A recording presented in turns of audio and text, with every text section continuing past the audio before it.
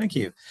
Hello, I'm Robert Rhodes from ThreatGEN, and I'd like to welcome everyone to our webinar today. We'll be exploring best practices in cybersecurity tabletop exercises uh, aligned with your organizational maturity level.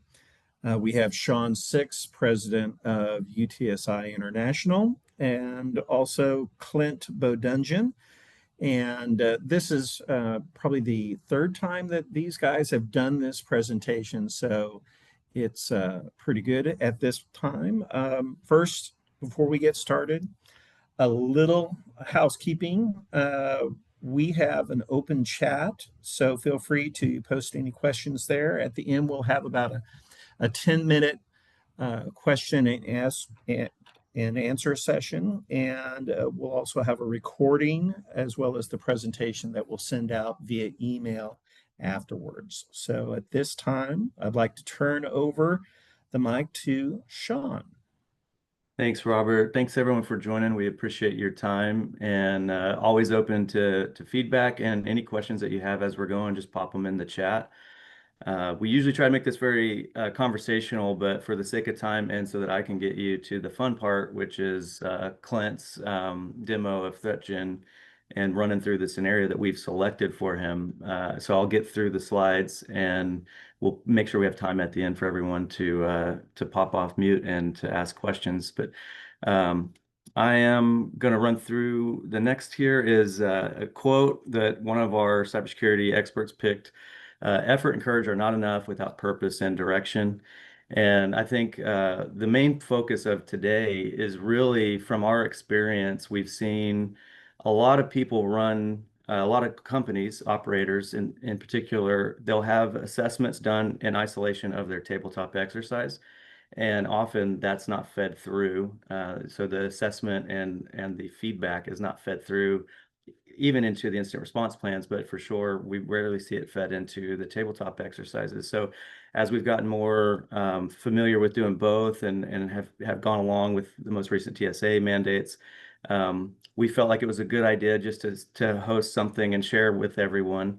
One of the pieces of feedback we got a few months ago was someone from GE, after going through this with us, said, we do both of these things, and it seems so obvious to take your maturity assessment and feed it into your tabletop exercise. And he goes through 8 tabletops a year.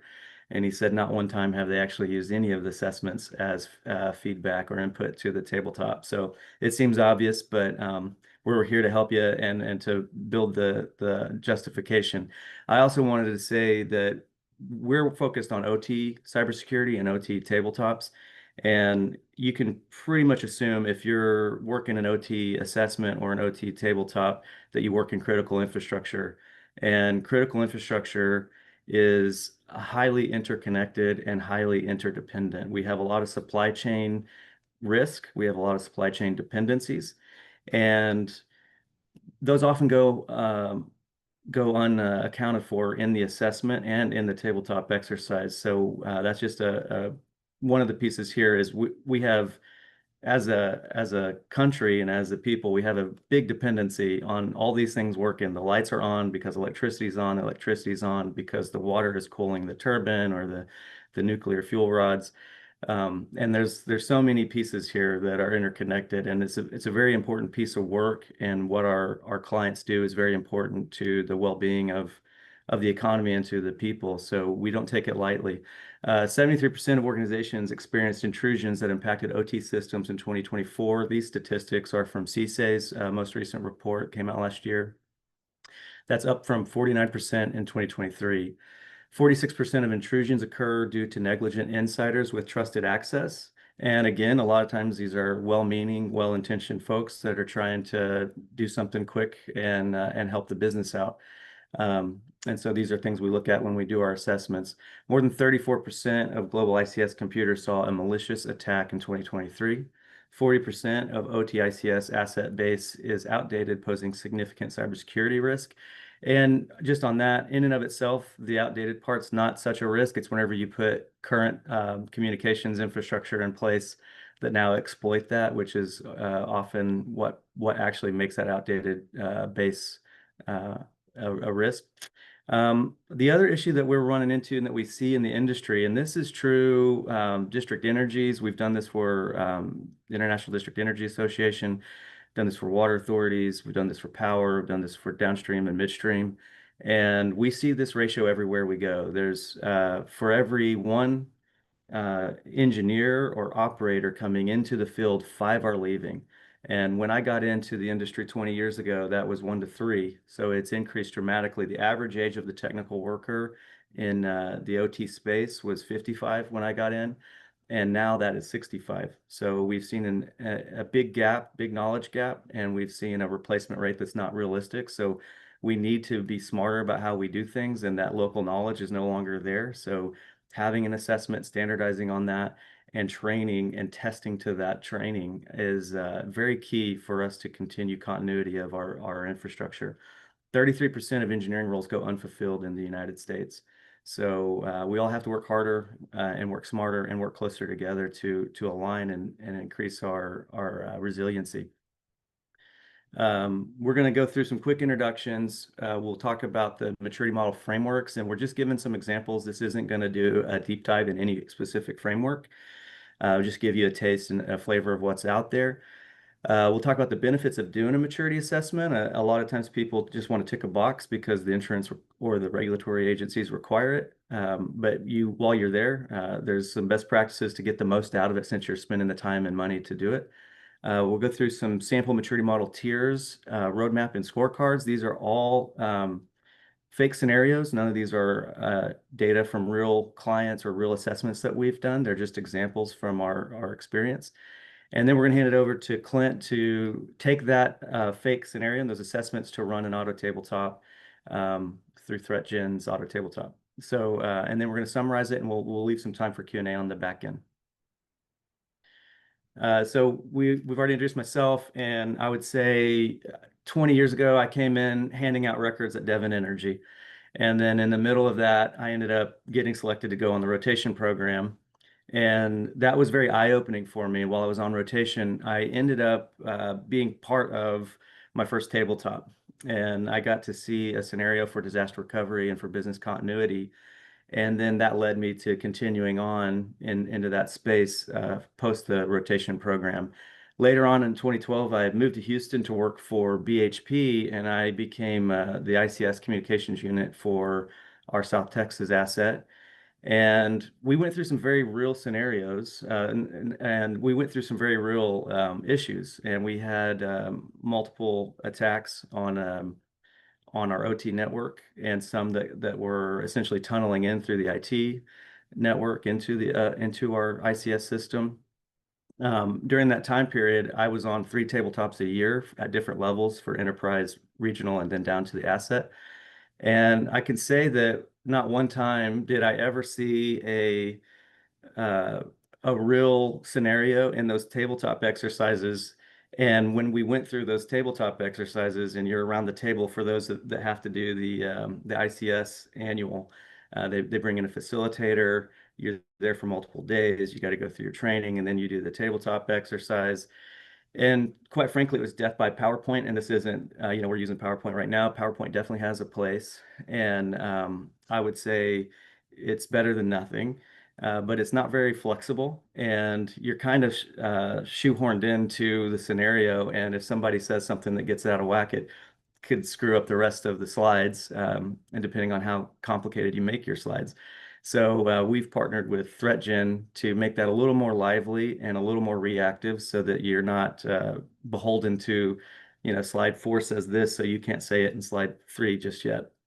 I also would say when we went through real incidents like a rig fire, 3 county-wide communications outage, we had to roll out the satellite trucks.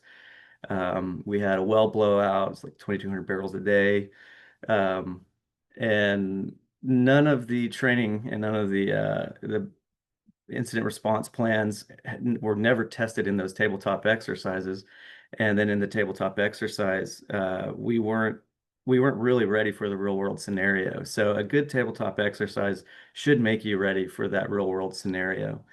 On the maturity assessment side, I've helped create a few hierarchies and maturity assessments that are missing, and I'll say you can use these frameworks and the scoring you can apply to almost any area. One of the trainings we've done is how to use a maturity model as a roadmap. And so going through this is a great opportunity to build your roadmap. If it's OT cybersecurity or if it's PMO, which we've done engineering data management when I was at Red Eye. And most recently, we've been working on a digital twin maturity assessment for people that are looking how to build out and deploy digital twins and see where they are versus where they want to be. So you can use these tools and the slides in here. Feel free to grab them if you want the raw or the native version. Email me and I'll send them to you. So, but yeah, we've used these for multiple functions and disciplines, and we're focused on the OT cybersecurity assessment today. And Clint, if you can give yours. Hey everybody, Clint Dungeon. If you don't know me, I'm not really going to talk much about myself here. There's basically about me there, and I'm easy to find on LinkedIn if we're not already connected or if you're not following me. I guess my claim to fames are the two books that I've written in 30 years in cyber and been in industrial cyber since 2003. One thing I will say is that I adamantly disagree with Sean about PowerPoints. I feel like that PowerPoints are probably the worst invention that mankind has ever made, next to maybe like the nuclear bomb or Tupperware. And so I think PowerPoints don't have a place anywhere, and we should get rid of them. And that's why I created AutoTabletop. So that's about me. And by the way, I should also mention there that in addition to founding ThreatGEN, I'm also uh, director of cyber innovation at Morgan Franklin. And people ask me what a cyber innovation director does, and that means I get to think of cool stuff and do cool things. And I would say, Clint, you're very good at that, and I think PowerPoint's here to stay. So, um, but We're gonna we can debate about that we'll agree to disagree. over happy hour. All right. Thanks, sir. So we'll jump into the high level on maturity model frameworks. Cybersecurity maturity model is a structured framework that helps organizations assess and improve their cybersecurity capabilities over time. It provides a step-by-step approach to managing cybersecurity risk, ensuring that security measures evolve as threats and technologies change. So I would just start by saying a good assessment tool is only as good as the last time you did it. And things change, technology changes, your environment changes, the network changes. So it's one of those things that should be an evergreen and a continual improvement feedback loop.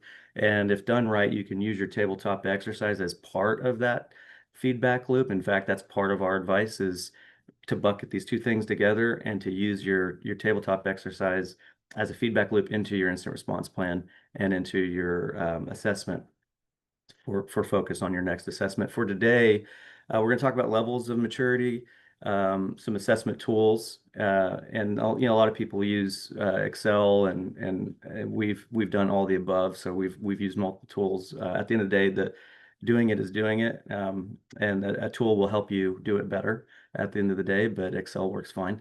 Continuous improvement, again, that feedback loop is critical. So testing your response plan and using that as an input and using the feedback loop from your tabletop. Here's some examples of standardized frameworks. And we've highlighted NIST CSF. So version 2 just came out. For the purpose of today, we're going to focus on NIST CSF. There's no one size to rule them all. In fact, we have people that select multiple. So coming in with 62443 plus NIST, for example, depending on what they're trying to do and who it's for. So sometimes there isn't one right size security framework for your organization, and you'll have to build your own. But these are good guides. And the next piece of advice here on the framework is these frameworks are usually a collective feedback from the people that are required to do them, and sometimes they're intentionally vague. So even selecting the right framework for your organization, whether you going through like a NERC SIP or a NIST CSF, you want to go through before you start the assessment and and define what each of these subcategories means to you, and then what each maturity level looks like when it's complete. Because you won't always get that definition from the actual framework itself. And Mike Holcomb was kind enough to let me borrow this slide. The numbers don't mean anything. They're there just to be to make it look like the periodic table. But what I wanted to do is the green boxes are going to be what we're talking about and covering today. So everything in the OT cybersecurity space arguably is listed on this slide, which I thought was very thoughtful of him to give out for free. If you're looking to get into OT cybersecurity, I highly recommend going to his YouTube channel and going through his videos. He does an amazing job. Subscribe to him on LinkedIn as well, and you'll get a lot of this content. But we're talking about tabletops, incident response plans. We're focusing as a framework. We're focusing on NIST today, and then we've got the DRA, the risk assessment. So we're going to be talking about, these are the categories. There's a whole lot of things you can talk about in OT cyberspace. We're focused on those. And then on the threats and attacks, we're not going to highlight which attack we're focused on today to make the exercise fun for everybody and not run it. But there's a host of the yellow there are different types of scenarios you could use as a facilitator to attack, to build your scenario and your attack scenario. Benefits of using a maturity assessment as inputs to the tabletop. So you can train and test against progress made since your last tabletop. So if you're doing this properly, your feedback loop is going to highlight areas that need to be maybe technology configuration. It could be training. It could be a licensing issue. So these things are going to feed back, and you want to test that has actually changed from year to year. And the other one is you don't have to do it year to year. You can do, especially with a tool like ThreatGEN, you could do this easily, and it doesn't have to be a long, 8-hour or 2-day tabletop. You could do just a quick 1.5, 3-hour tabletop so that you can continually test these feedback loops more quickly. It includes real capabilities and availability of technologies. So a good tabletop is going to actually look at what you've deployed and how you've deployed it. Increases readiness of team and awareness of technological strengths and weaknesses, adopts feedback into the roadmap for confirmation of adoption training and validation of roadmap prioritization. Again, a good maturity assessment is going to feed your organization's roadmap and help align the strategy and the funding. A lot of this is really about funding because it's time and money at the end of the day. There's one of my bosses used to say, measure what you treasure. And we want to treasure our money and our people's time, right? And so we want to feed that back and look at where we've spent our money and our time, but we also want to feed that up to the enterprise level. We've all got bosses. Our bosses have bosses. They're reporting to a board. They have to get funding. These aren't agile, quick development things. These are 3-5 year roadmaps. And so this maturity assessment can help you sell that up and get buy-in when done properly. So highly recommend putting this maturity model as a roadmap and also as feedback. TTX feeds into your business continuity plans and incident response plans. So again, when done right, inputs to and in consideration for your tabletop exercise should include your IRP and your business continuity plan, as well as the maturity assessment. So getting started with the maturity assessment, it seems a few people we've talked to are overwhelmed because there's a ton of tools out there and everyone has a preference and which one's right for me. So again, you have to go through and look at what's right for your organization and your capabilities. And sometimes you're going to have to tweak that and tailor that to your actual organizational structure. And there's not one size to fit them all. So you might have to tailor and combine a few. But at the end of the day, pick one, build it, and just start going after it, and you can tailor these over time. You work with partners and industry groups for feedback. So there's a lot of open forums where you can pitch an idea and say, this is what we're thinking about doing, and they'll give you feedback. And if you can, participate in those organizations and in those user groups, because that's how we get better and that's how we continually change. And that's how NIST CSF upgraded to level 2 last year, is because of the feedback from the industry. Include enterprise and operations. So a lot of times when we see maturity models selected, it's a top down and it's done usually at the enterprise level, or it's because there's issues in a facility or at the field level, and they'll do it at the facility or field level, not including the enterprise. And in order for this to be truly robust and to maximize the economies of scales of licensing and the tools that are available, we've seen people have the same tool with 5 different license agreements. So, and configure differently at every site. So this will call that out, but it'll help align these so you can get one license agreement and one configuration so everyone's using the same playbook. Let's see, assess where you are and decide where you'd like to be. That's what a maturity model is really good at, is where am I and what do I absolutely need to be? Do I need to be a 5-star all-seeing eye on everything? The answer is probably no. At the end of the day, an oil company is an oil company, a refinery is a refinery. You need to be great at that.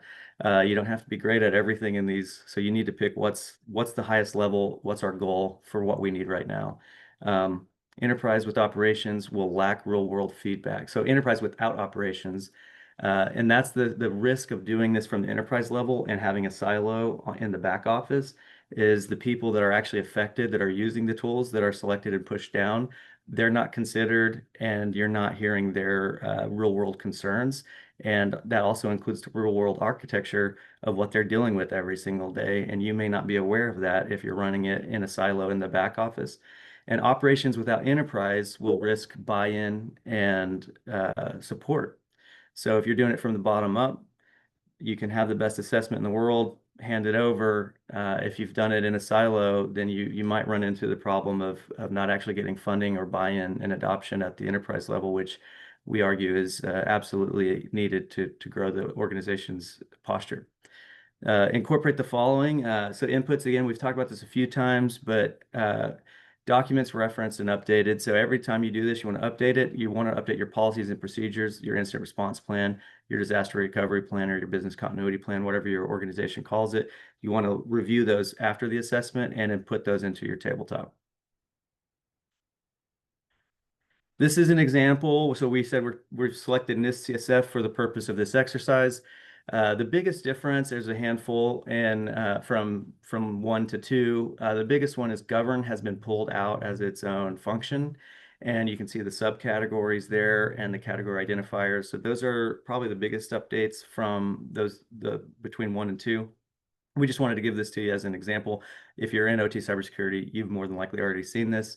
And if you haven't, then this is for you to just glean what we're talking about when we're talking about the functions that we're assessing and the category, and then there's subcategories and the identifiers. So when we're doing this, we're building out from left to right.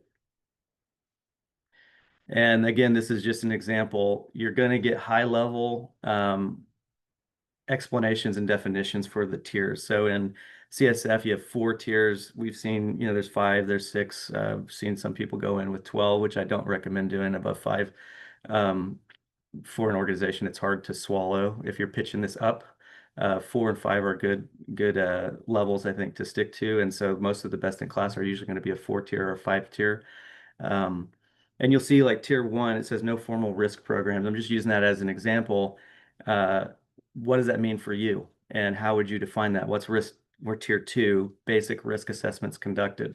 So you will have to define how you actually do that and what that looks like when you're measuring this in your actual assessment. So it takes a little bit of definition, a little bit of deep dive. You're not going to be able to pull something off the web and just start running with it. You need to prep this before you get into the assessment. Hey, Sean, we have a question from Bruce. He's asking thoughts about and including failure modes and effects studies performed by engineering. That's about including failure modes and effects study. I'm not sure that I understand the question. If does anybody, if you can raise your flag there, additionally. Yeah, I can speak to that. I can speak to that from, first of all, any amount of detail, including failure modes or effects or consequences and things like that, is going to enhance the simulated outcomes of a scenario. It's going to make it more realistic. So all that detail is always good. And then again, as you'll see today, especially if you're using a tool to automate that and provide dynamic details, that's just more information that it has to go on to make the scenario more realistic. So any amount of detail that you can include makes it more realistic to your organization. That's kind of my take on that. Yeah, and to bolt on to that, if you're doing an OT cybersecurity tabletop exercise, it may or may not help. But if you're just doing a generic failure tabletop exercise, then absolutely. And again, my history, we never did cybersecurity tabletop exercises. Ours were all, worst case scenario type things. Something catastrophic happen, acts of God type stuff. So how do you respond to that? And that's this tool, the auto tabletop, is great for all of the above. So absolutely, I would say if it's an engineering study done on physical infrastructure, it may be more relevant to do it on a generic tabletop versus an OT cybersecurity tabletop, but it could help shape the OT cybersecurity tabletop as well.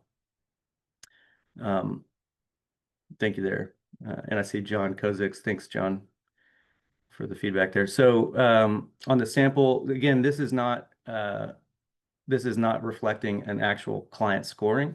So we just came up with some generic numbers here and some generic scoring, and we're not going to get too detailed into the definitions of the subcategories. But what we want to say, again, this is a great way to communicate up, and these next few slides are really built to help. The hard part is doing the assessment. Um, it's really hard if you hand it over, a 40-page or a 300-page document to a CISO or a CIO, and you tell them, here's your assessment, here's what you need to do. And now they have to go get funding for it. It's really hard to help them do that if you don't take the time to thoughtfully put this in a easily consumable way. Allow them to drill into the details, obviously, but give them the high level. And we find this helps communicate effectively and quickly. So we try to do, we have a project on a page, a portfolio on a page, an assessment on a page.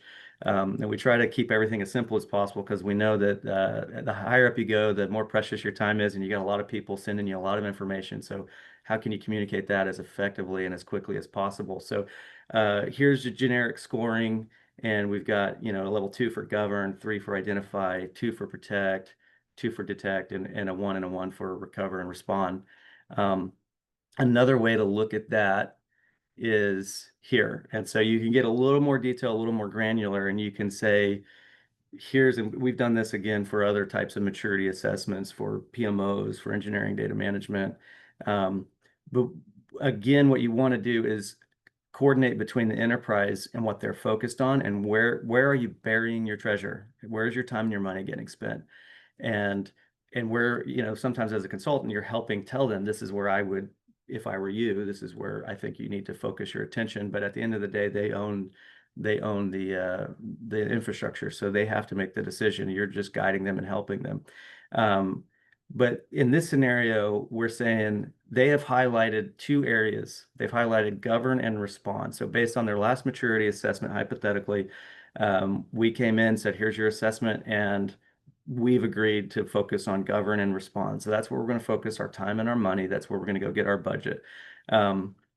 Now that you have this information, you can dive down into the weeds a little bit and get a little more granular into those areas. We won't read this. So this is, again, just an example for you, whether you're receiving these or whether you're doing these assessments. Showing and communicating up is as important as doing the assessment. So you want to be as effective as possible. And what I wanted to highlight here is you can use this to easily communicate your plan and your roadmap and then benchmark against that. So this is a great way you do the assessment, say, here's where we are. We may be here in 2025, but by 2029, we want to be at a tier 3. And do we think that's realistic, and how are we going to do it? So now you can build your plan and start testing accordingly. And the tabletop is a great opportunity to test against where we are and where we're wanting to go. Include inputs, so bridge between assessment and tabletops. So include inputs from assessment to the tabletop. The tabletop assesses the capabilities at the current level. So we always assume when we get the feedback, we obviously gather evidence, but we don't test in an assessment. You just don't have enough time, and it's pretty intrusive to actually go in and test every single category. So we assume the maturity and the evidence is accurate, and the level, if we say level 2, we assume it's a level 2, either for the enterprise or the facility. And so your tabletop should be tiered towards, if you're at the facility, what was the score at the facility, not what was at the enterprise. Once maturity assessment is completed, develop a tabletop exercise that acknowledges the tools and capabilities at that level. So again, going back to where did I define this and where did we say we are? The overall objective to maintain operation and remediate will be the same. However, individual tier-based objectives will emerge. So depending on your tier will depend on how you test it. So even if you're testing govern or you're testing the same threat, you're going to test it differently based on the tier of that organization. Summary of tabletop best practices. Understand how tabletop exercise feed into your business continuity plans and trainings. That may be simply aligning with the owner of the document and feeding them back and getting them in that feedback loop.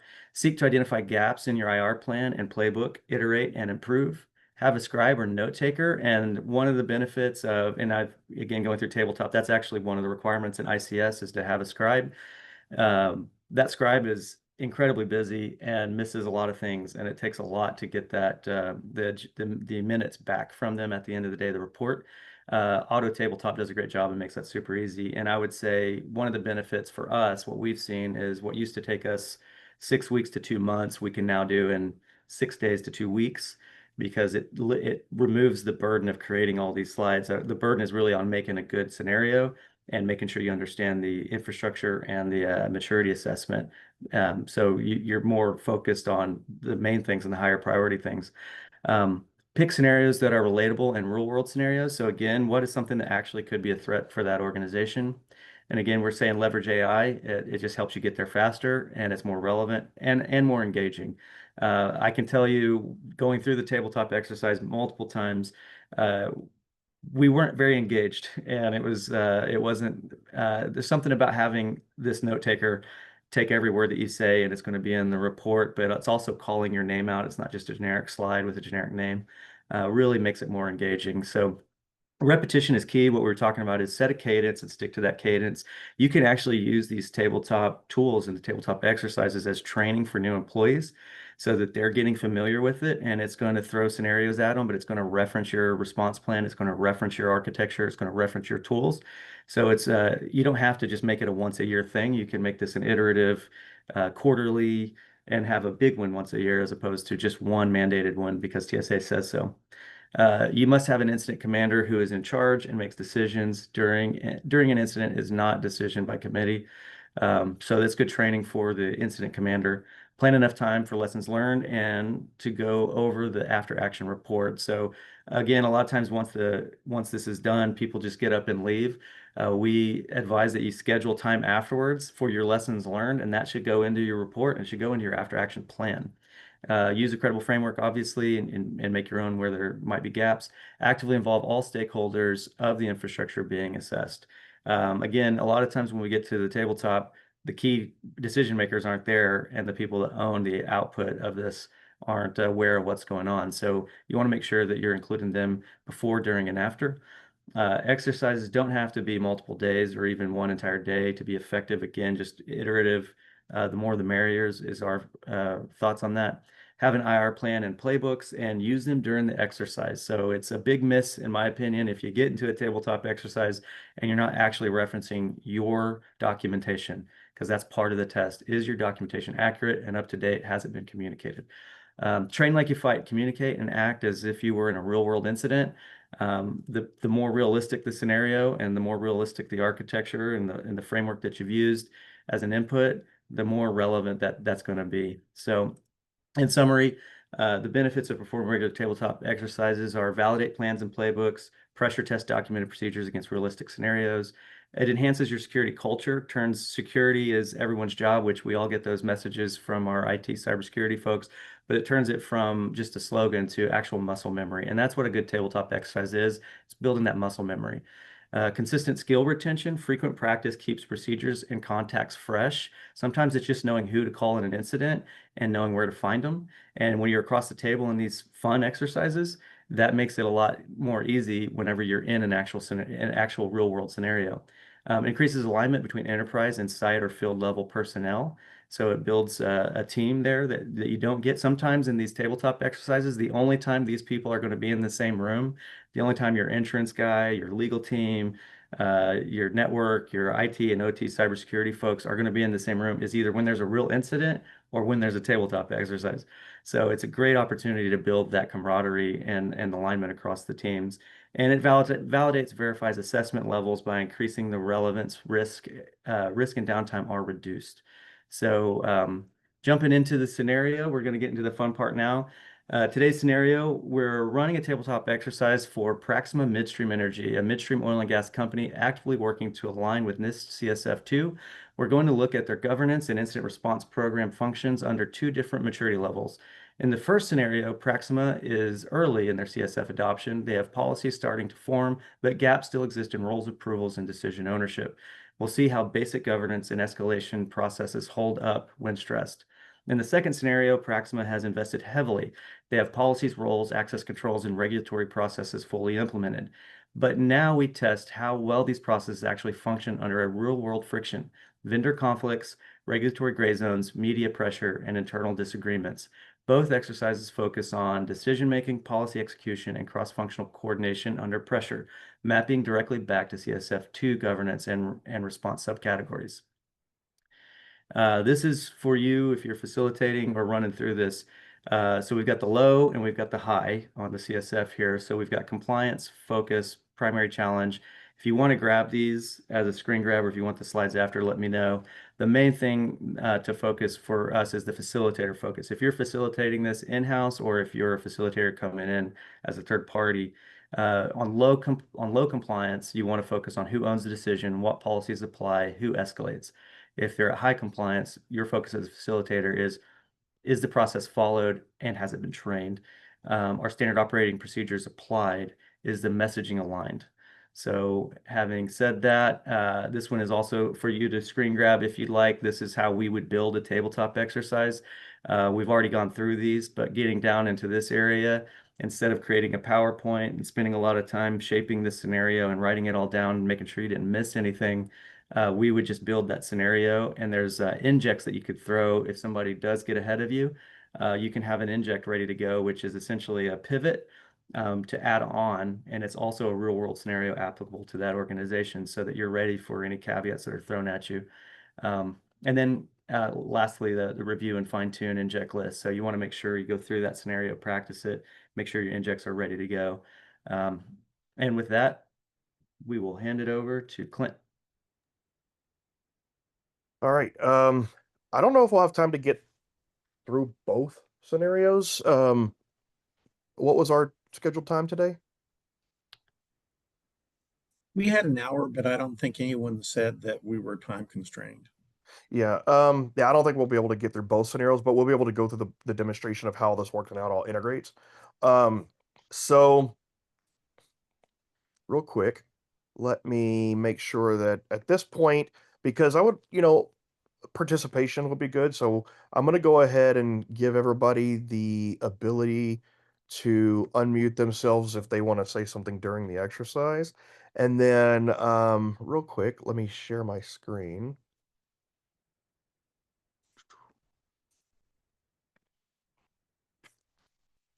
All right. Can everybody see my screen?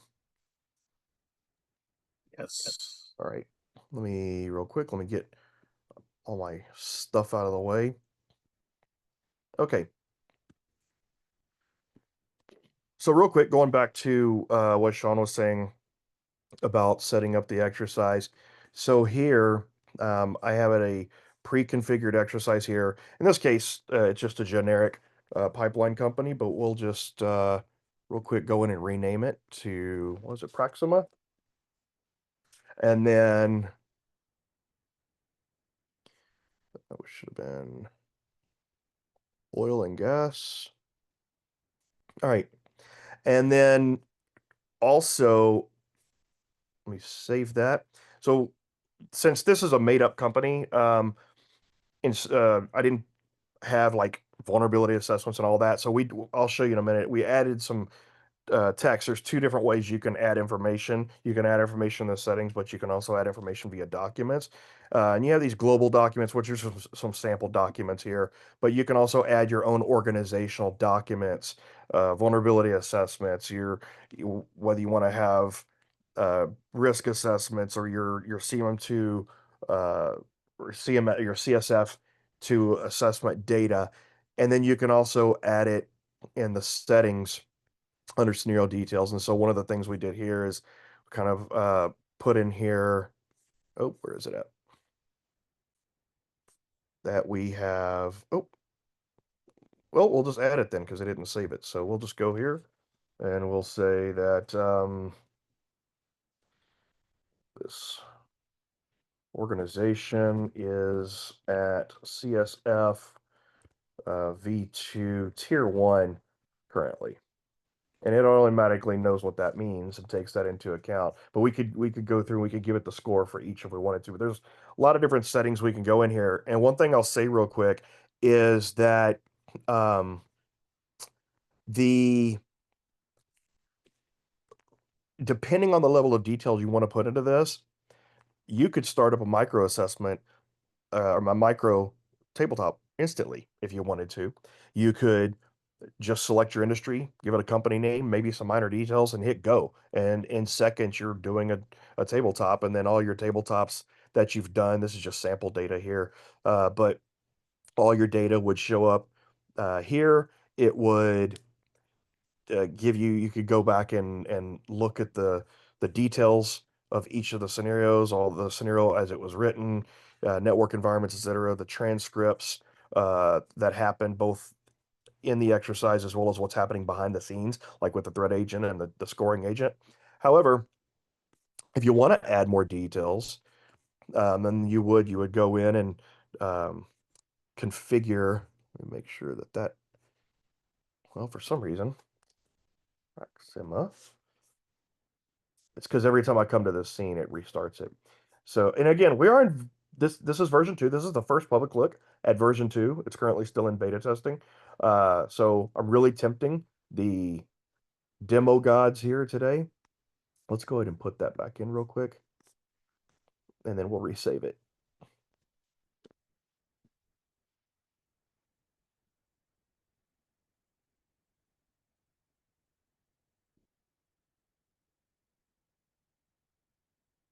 Okay, now we'll save it.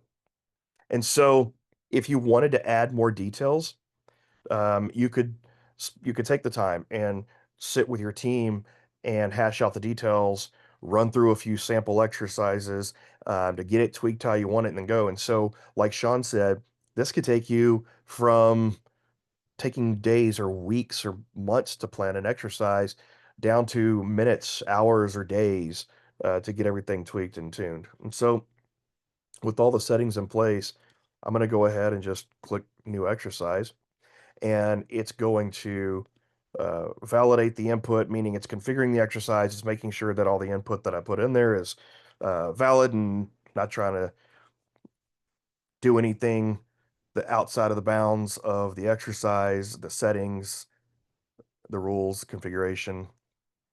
And then it usually takes a little bit longer on the first one to generate, and then now it's formulating the response, and it'll give us our scenario. And we could go into the details and see all that, but we don't want to spoil it just now. So as you can see there, there's our company Proxima, gives us some information about the organization here.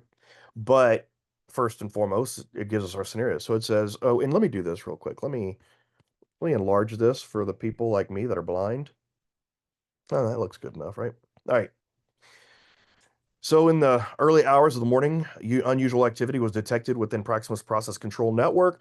Initial reports indicate a potential backdoor breach, raising alarms. And by the way, we kind of have this in easy mode right now. You can configure this to be very helpful or not very helpful, provide a lot of detail or none. You can make this more tiered towards less technical people. You can make it very technical for SOC personnel. And so right now it's kind of middle of the road, some easy mode going on, but and so, as part of the incident response team, it's your responsibility to assess the situation.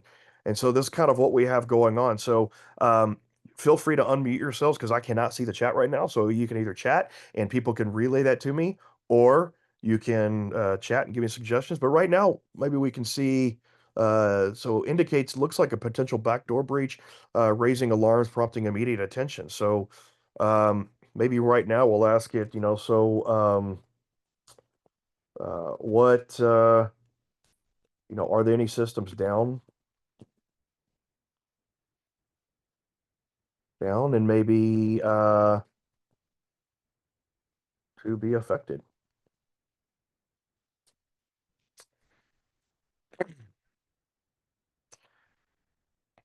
And so again, so you see it's generating evaluation and scoring feedback. I'll show you what that is on the back end in just a minute.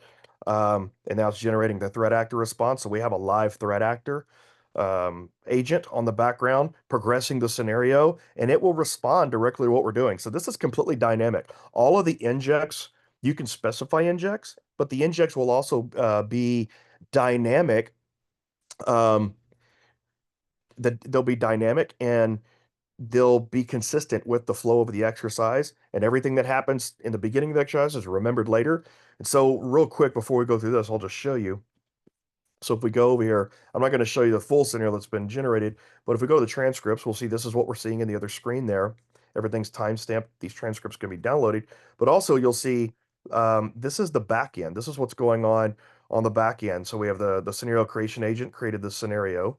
A lot of along with the preferred MITRE attack techniques and all that good stuff, preferred path. So the threat agent kind of knows what it's doing, but it can dynamically evolve over the course of the exercise.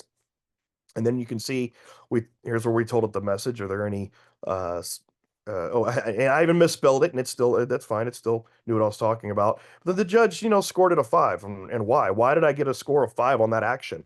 Well, the action of checking down system process is a strong step. However, and it aligns with what we're doing, but it's very narrow in scope. I didn't give any specificity. So it looks really kind of like, what are you asking and how much detail and what are you doing?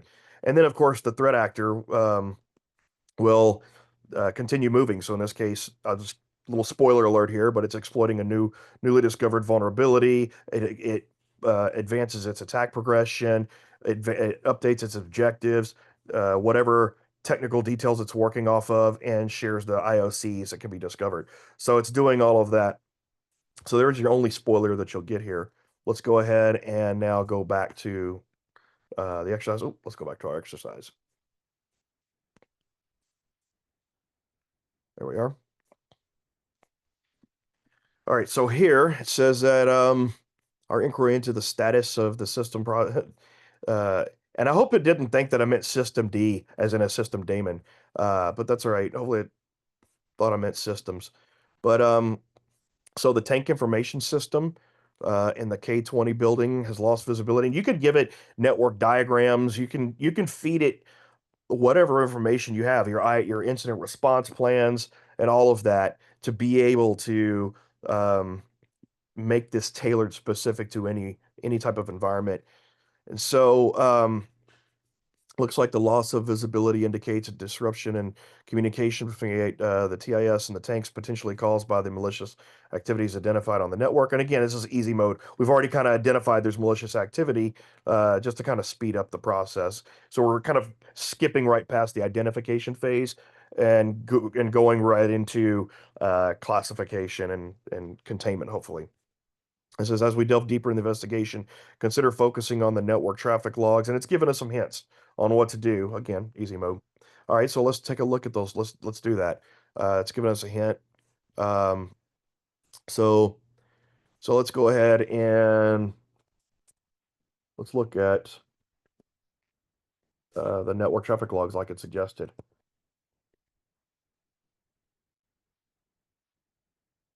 And then we'll just start there. We'll just go with that for now. We have about 5 minutes left before Q&A. Okay. Well, we might have to simulate the rest and wrap it up.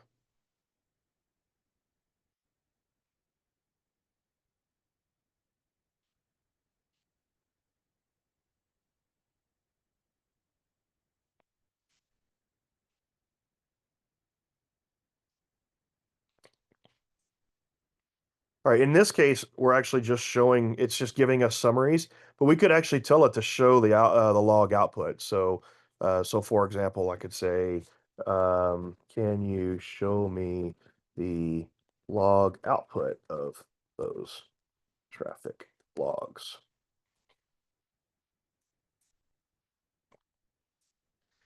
And so what this does is this makes artifact creation dynamic. So if you have an exercise where you do have go-getters and they're like, well, I want to see more detail on this. If you didn't prepare those artifacts ahead of time, then you're not going to be able, and well, it looks like it doesn't want to show us that. So it's giving us a different answer. But again, this is probably, I think I have it too simplified. I put the settings a little too simplified to show the actual log output.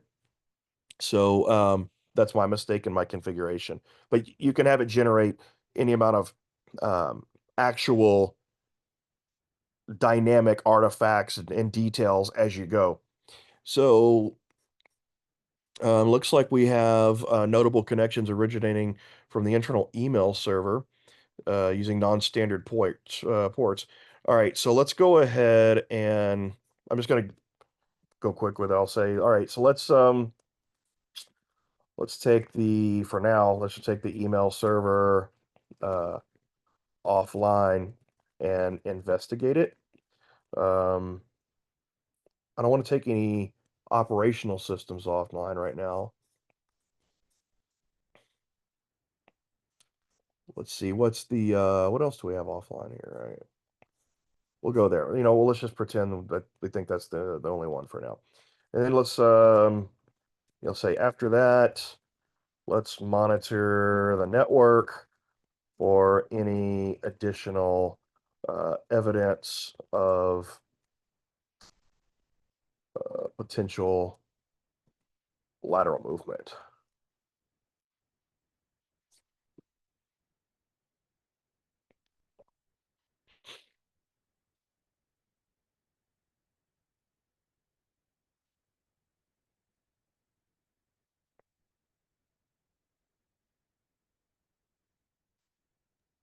Hey, Clint, we have a question that's specific about where you are. It's from John. Ask, what about shutting down non-standard ports and investigating port configurations? Yeah, that's kind of, I wasn't specific, but that's kind of what I said in the investigation on the email server. But yeah, we can do that. We can say so.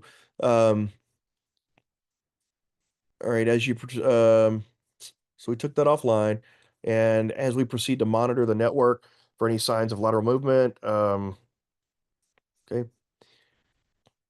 All right, so we'll have to probably ask it, okay, what did the monitoring, it basically, we're still telling it we're monitoring, so we'd have to give it instructions to say, okay, what did the monitoring identify? Um, all right, so let's go, so what did the email server investigation determine? Can we close the non-standard ports? What is the network monitoring showing?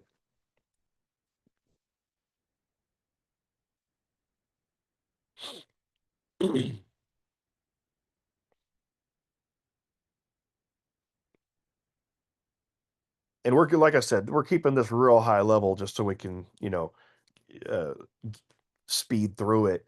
But if we wanted to have it show more detail, if we wanted to take it more step by step, in a more detailed fashion, then we could do that as well. It revealed several key insights. The email server was indeed compromised with indications of unauthorized access potential data. And so closing these non-standard ports is giving us kudos. In terms of network monitoring, your vigilant observation has been identified. Suspicious activity, including attempts at lateral movement within the network. And then, we could, let me see if it'll bypass my easy mode settings. Show me the details of the lateral movement.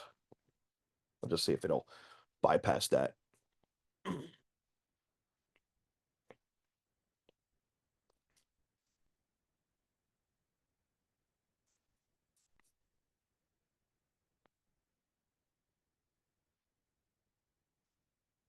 And before we, I'll also have it generate the report.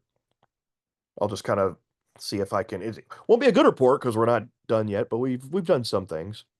Yeah, it doesn't want to show me the details right now just because I do have it set on pretty generic easy mode. All right, so I'm gonna say this exercise was for a demo. Please end the exercise.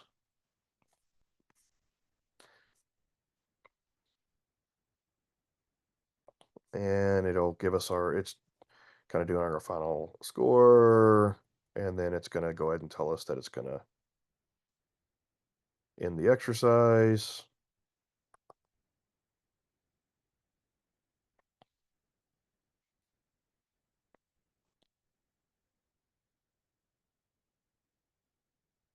Exercise ended. And there we go. And it's going to generate the final report. It'll let us know when the report is generated, and I'll show you where that is. We'll go to the the final view.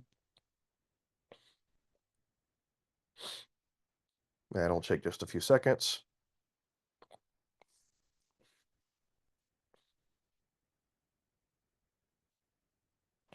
All right, and there we go. So we're going to go to the details. Here's where you can see all the information that you have. This kind of the basic high level information. We got a score of 33, so that's all right. We'll see what that looks like in a minute. These are all the details of the exercise that the scenario generator created, kind of with a timeline of events, preferred attack path, technical details, all that good stuff. And then this was our network environment. So these were really, we didn't have too many injects. We just kind of had this one. We said to provide some more if we wanted to. You could also have it call out the inject specifically. We had it more of narrative mode. Um, but under the transcripts, you'll see here, this is where you can see the scoring. And that was our first one. Okay.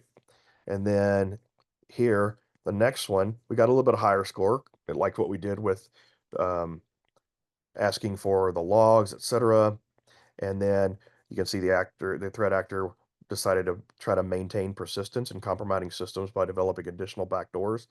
And they were in fact conducting lateral movement. You can see there, begin exfiltrating data, the attack progression. And so considering the participants' defensive actions, which is monitoring and what it was while doing, they'll prioritize maintaining multiple access points because we cut off, because it saw that we disconnected the email server. So it's kind of looking for other access points throughout its lateral movement. And then we kind of went through here. Again, we got a score of 5. Initiate credential stuffing attacks. So it's progressing that. So you can see that when you go through the transcripts, you'll be able to see what you were doing. You can see what the threat was doing, what was being scored, the potential IOCs, and all this information is getting used by the scenario, but also available in the transcripts. And then if we look at the analysis, it said that we got a score of 33 out of a potential 70, which was 47.1%. We didn't do that great. And it kind of tells us that, gives us an executive summary, bit of a scenario overview, the timeline. You can ask it for time, exercise time while you're in the exercise, but it kind of told us some recommendations. It's also taken into account general cybersecurity recommendations because we did tell it where we were at in the maturity level and our assessment level. Um, so uh, the minor attack techniques that were used. So areas for improvement, successful actions. And so with a more comprehensive, a longer exercise, you're going to get a lot more detail in your final analysis, and you could download this analysis in a Word document that could be edited later along with all the transcripts, et cetera, et cetera. So I'll go ahead and stop there and open it up for Q&A for everybody. Okay. Sean, if you'll join us again. I know that Bruce had a question earlier. Bruce, if you want to unmute and go ahead and ask your question about that.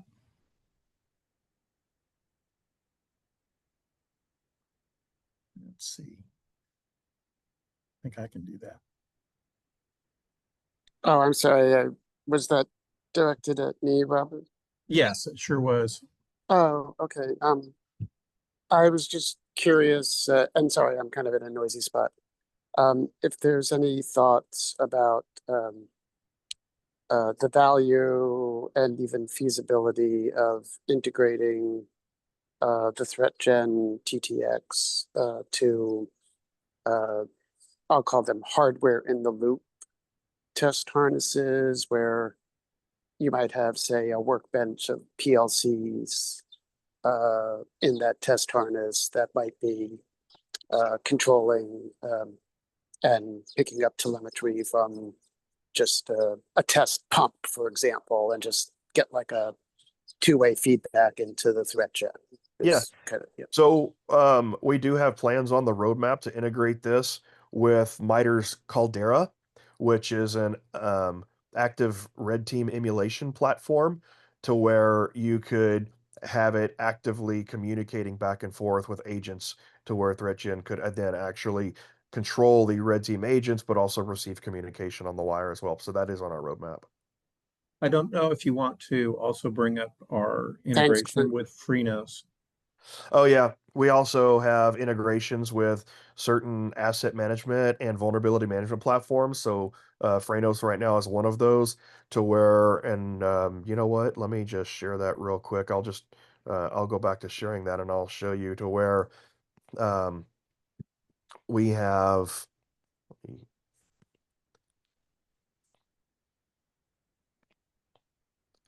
To where um, we could bring up the integration with their platform to where it shows the data of their digital twin, and their digital twin they have a system to where they actually um, find potential attack paths, and then you could actually use that attack path in an exercise specifically on their findings. And so you can kind of scroll, there's a few here, but it scrolls through each of the different findings for Freynos, and we can integrate with several different asset management platforms. And then just as a aside, one other thing we have is the ability to integrate with, this is sorry for the blindness, but that is a API 1165 compliant according to our partner Intersys. And we have a project going on with go here. We have a project going on with PHMSA. It's in partnership with Intersys. PHMSA is funding it to where we can do specifically non-cyber. So this is tailored specifically towards pipeline safety incident training. And that is a project that is ongoing and in development right now. So this isn't just limited to cyber. Thanks, Bruce. Hey, Clint, Clint, Robert, and Sean, those would be really fantastic additional future Zoom presentations, I think. Yeah. Okay. Yeah. Sure. Yeah. I mean, we are happy to